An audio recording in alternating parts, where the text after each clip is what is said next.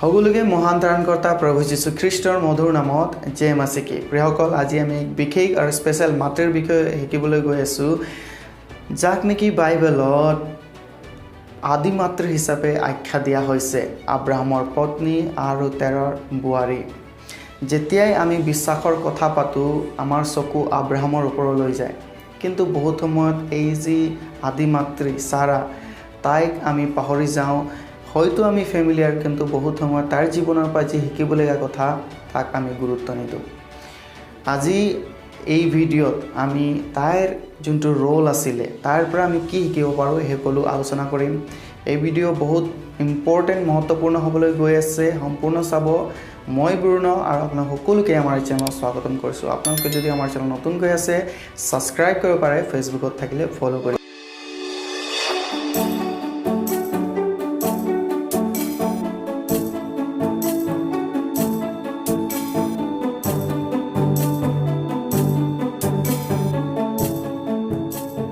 সাৰাৰ বিষয়ে আমি আদি পুস্তক 12 অধ্যায়ৰ পৰা আগন্ত চেপ্টাৰবোৰত পঢ়িবলৈ পাওঁ আৰু আনকি যেতিয়া আমি ইব্ৰীৰ পুস্তক পঢ়ো তাৰ 11 অধ্যায়ত য'ত নেকি বিশ্বাসৰ বীৰসকলৰ কথা লিখা হৈছে তাতো এই বিশেষ আৰু স্পেশাল মহিলাজনীৰ মাতৃৰ কথা লিখা হৈছে সাৰাৰ জীৱনৰ পৰা শিকিবলগীয়া কথা বহুতো আছে কিন্তু প্ৰথম কথা আমি শিকিব লাগিব তাৰ জীৱনৰ পৰা হেতু হৈছে ঈশ্বৰৰ কাৰণে একোৱে অসাধ্য নহয় হয় প্ৰিয়সকল ঈশ্বৰৰ কাৰণে একো অসাধ্য নহয় এজ এ হিউম্যান বিং আমি যেতিয়া সাৰাৰ জীৱনত চাওঁ যেতিয়া নেকি তাই 65 ইয়াৰ্স আছিলে আৰু আব্ৰাহামৰ 75 ইয়াৰ্স সেই সময়ত ঈশ্বৰৰ দূতে আহি তেওঁবিলাকক এই সুসংবাদ দিছে যে তোমালোকৰ সন্তান হ'ব সেই সময়ত হয়তো তেওঁবিলাকে বিশ্বাস কৰিব পৰা নাছিলে কিন্তু ঈশ্বৰ মানুহ নহয় যে তেওঁ প্ৰমিস কেতিয়াবা ফেইল হ'ব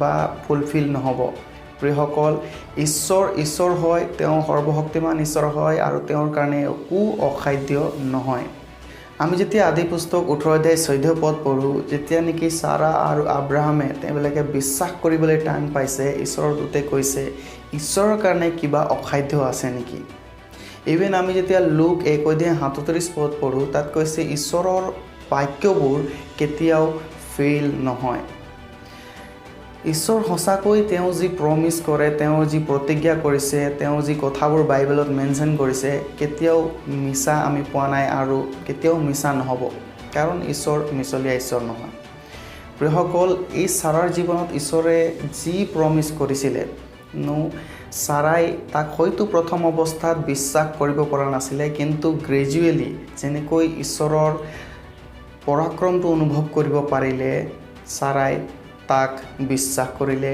আৰু ইভেন্টুৱেলি এতিয়া তাই 90 বছৰ আছিলে ঈশ্বৰে তেওঁলোকৰ পৰিয়ালত আশীৰ্বাদ কৰিলে আৰু এটি সন্তান জন্ম হ'ল যাক আমি আইজাক হিচাপে জানো প্ৰিয়সকল প্ৰথম অৱস্থাত সাৰাই অবিশ্বাস কৰিছিলে আৰু হয়তো মনুষ্য হিচাপে তাই বেলেগ এটা পথো লৈছিলে তাইৰ যোনটো সাৰ্ভেন্ট আছিলে তাইক আব্ৰাহামৰ সৈতে সম্পৰ্ক কৰাই সন্তান তেওঁবিলাকে ইছমাইলক পাইছিলে কিন্তু ক্ৰমান্বয়ে যেতিয়া তেওঁবিলাকে চালে এই যোনটো প্ৰমিস কৰা ঈশ্বৰে প্ৰতিজ্ঞা কৰা সন্তান এয়া হ'ব নোৱাৰে তেওঁবিলাকে ঈশ্বৰক বিশ্বাস কৰিবলৈ আৰম্ভ কৰিলে আৰু শেষত ঈশ্বৰে সেই কঠিন কামটো যোনটো নেকি মানুহৰ দৃষ্টিত একেবাৰে অসম্ভৱ আছিলে সেই কাৰ্য ঈশ্বৰে কৰিলে আজি আমাৰ জীৱনত হয়তো তেনেকুৱা বহুতবোৰ কাৰ্য আছে বহুতবোৰ সমস্যা আছে বহুতবোৰ প্ৰবলেমছ আছে যোনটো নেকি মানুহৰ দৃষ্টিত একেবাৰে অসম্ভৱ হ'ব পাৰে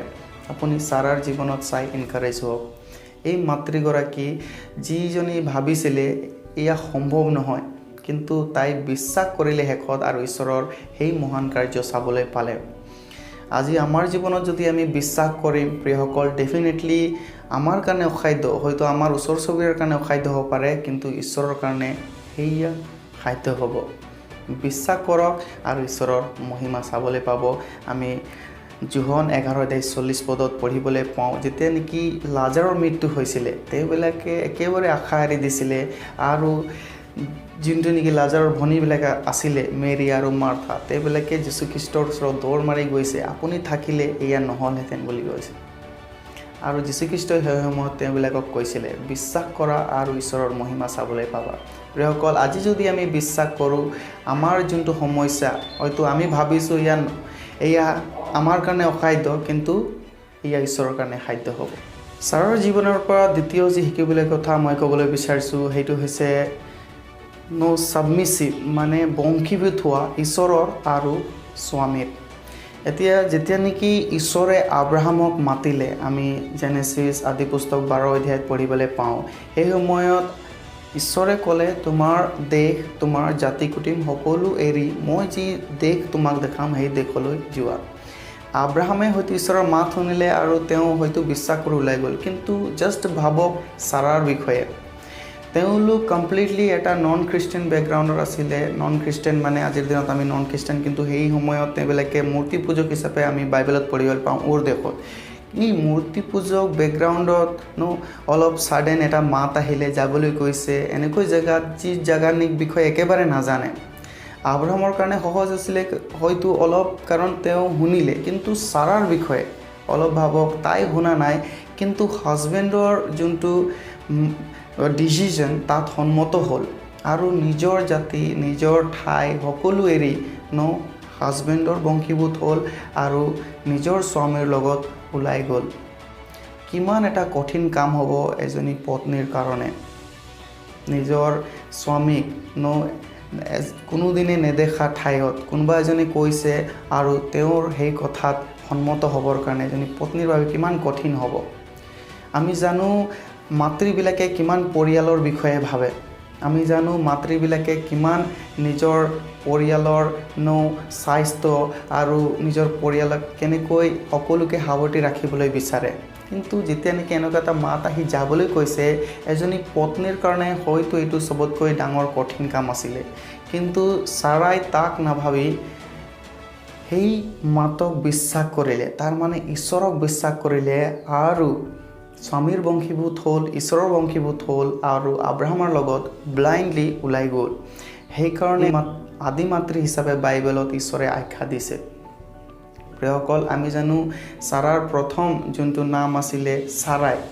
ছাৰাই নামৰ অৰ্থ হৈছে মাই প্ৰিন্সেছ, কিন্তু ঈশ্বৰে তাইৰ নাম ছাৰাত সলনি কৰিলে, মানে এ প্ৰিন্সেছ, এজনী কুঁৱৰী।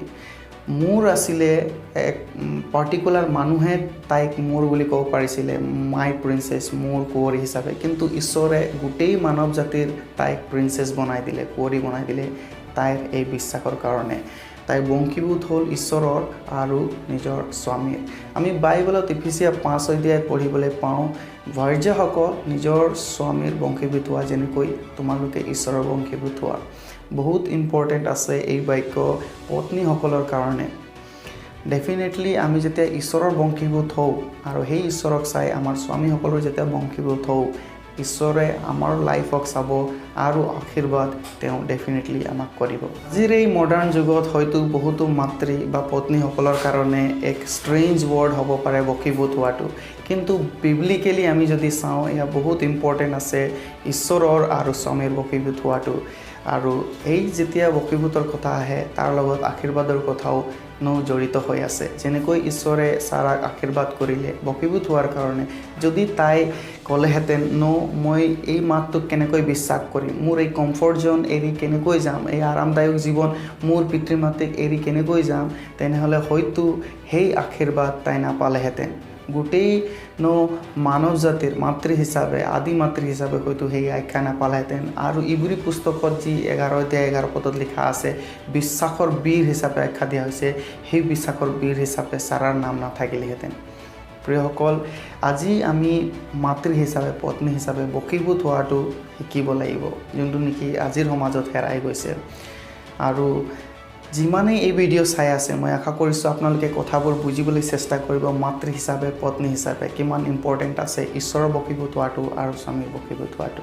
ছাৰাৰ জীৱনৰ পৰা তৃতীয় যি শিকিবলগীয়া কথা সেইটো হৈছে ঈশ্বৰ সদায় কম্পেশ্যনেট হয়, কৰুণাময় হয়, দয়াময় হয়, আমাক ক্ষমা কৰিবৰ কাৰণে আৰু আমাক ৰিবিল্ড কৰিবৰ কাৰণে, আমাক পুনৰ সতেজ কৰিবৰ কাৰণে, আমাক আমাৰ জীৱনৰ পৰা নতুন কাৰ্যবোৰ কৰিবৰ কাৰণে তাক আমি চাৰাৰ জীৱনৰ পৰা শিকিব লাগিব। প্ৰথম অৱস্থাত যেতিয়া চাৰাক ঈশ্বৰ দূতে কৈছে তোমালোকক ঈশ্বৰে আশীৰ্বাদ কৰিব আৰু তুমি সন্তান প্ৰভৱ কৰিবা, কিন্তু সেই কথাত আব্ৰাহাম আৰু চাৰাই হাঁহিলে আৰু ঈশ্বৰৰ এই প্ৰমিছক এক ঠাট্টা কৰা নিচিনা হ'ল।